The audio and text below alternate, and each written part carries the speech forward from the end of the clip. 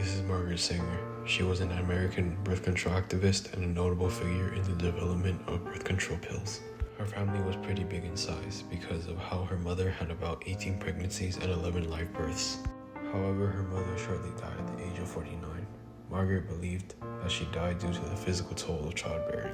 Since she believed her mother had died of physical toll of childbearing, she became a nurse on the Lower East Side of New York, where she took care of women who were impoverished and desperate.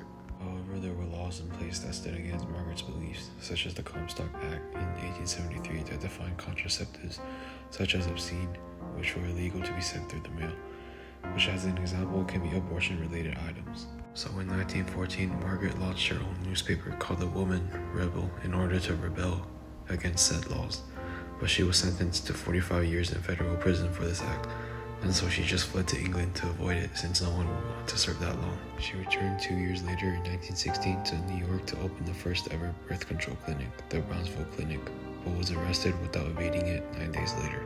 However, her court case, People v. Sanger, won, resulting in doctors able to provide contraceptions only for health reasons.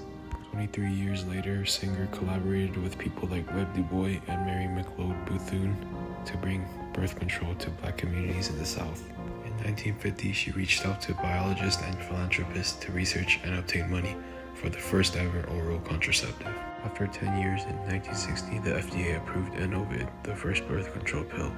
By this time, Sanger was getting old, but she lived to see the court case Griswold v. Connecticut 1965, which legalized birth control for married couples worldwide. This is Madison Grant.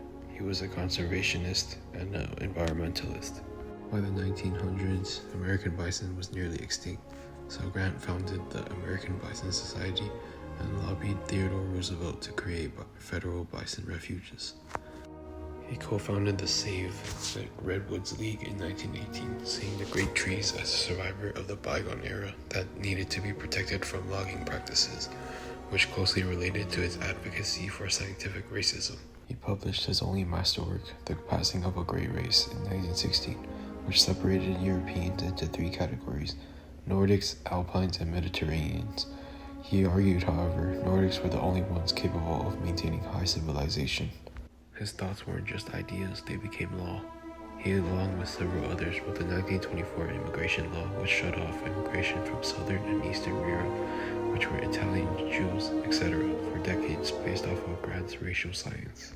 Grant was sort of like Hitler, in a sense that Hitler was inspired by his book, The Great Passing of a Great Race, and even sent Grant a fan letter stating that he was very impressed with his ideology. They both thought that a country must be pure race. Hitler thought of his book like his own Bible, since it so clearly compared to his ideas, which he later took action and committed atrocities in Germany.